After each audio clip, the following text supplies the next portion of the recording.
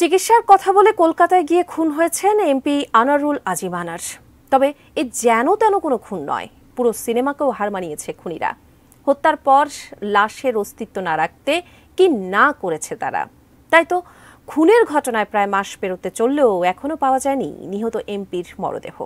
তবে নিরলস তল্লাশির পর এবার কলকাতায় পাওয়া গেল কিছু হাড়গোড়। এখন প্রশ্ন হচ্ছে, খাল থেকে উদ্ধার করা হাড়গুলো আসলে কার? ওগুলো এমপি আনারের নাকি অন্য কারো? এসআই রাজ জানাচ্ছেন বিস্তারিত।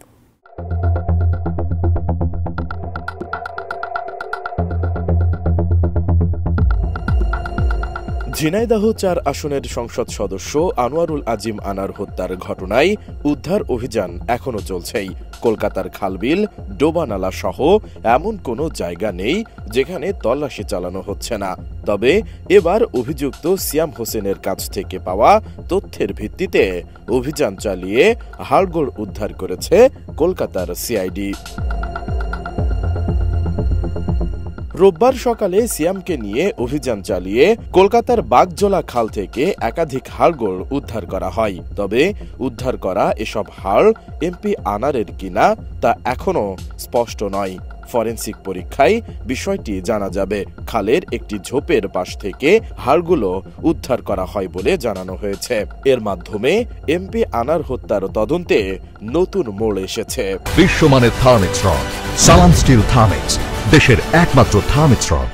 হাড়গুলো প্রাথমিকভাবে দেখে অনুমান করা হচ্ছে সেগুলো মানুষেরই, যদিও তা আনোয়ারুল আজিম আনারের কিনা তা এখনো স্পষ্ট নয়।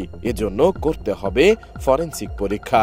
এর আগে নিউ টাউনে অভিযান চালিয়ে সেপটিক ট্যাঙ্ক থেকে মাংসের টুকরো উদ্ধার করেছিল সিআইডি। সেই মাংসও ফরেনসিক পরীক্ষা চালানো হচ্ছে। এবার উদ্ধার হওয়া হাড়গুলো ফরেনসিক পরীক্ষার জন্য পাঠানো হবে বলে সিআইডি সূত্রে জানানো হয়েছে।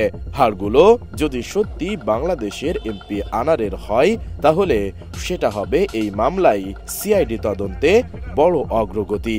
অবশ্য হাড়গুলো সত্যি বাংলাদেশের এমপি আনারের কিনা তা ফরেনসিক পরীক্ষায়ও পুরোপুরি জানা যাবে না। এজন্য প্রয়োজন হবে ডিএনএ প্রোফাইল করার। সেজন্য নমুনা সংগ্রহ করতে হবে আনোয়ারুল আজিম আনারের রক্তের সম্পর্কিত কারো কাছ থেকে। সিআইডি সূত্র আরো বলছে, গত ১৩ মে আনোয়ারুলকে হত্যার পর নিউ টাউনের অভিজাত সেই আবাসিক কমপ্লেক্স থেকে ওই সংসদ সদস্যের মরদেহের অংশ ট্রলি সুটকেসে ভরে কৃষ্ণ মাটিতে বাগঝোলা খালে ফেলে দিয়েছিল সিয়াম। সঙ্গে ছিল খুনের মামলায় অন্যতম অভিযুক্ত জিহাদ হাওলাদার। জিহাদকে আগেই গ্রেপ্তার করেছিল সিআইডি। খালে মরদেহ ফেলে সিয়াম আবার নিউ টাউনের অভিজাত আবাসিক কমপ্লেক্সেই ফিরে এসেছিল বলে জানতে পেরেছেন গোয়েন্দারা। এসআই রাজ, এটিএন নিউজ।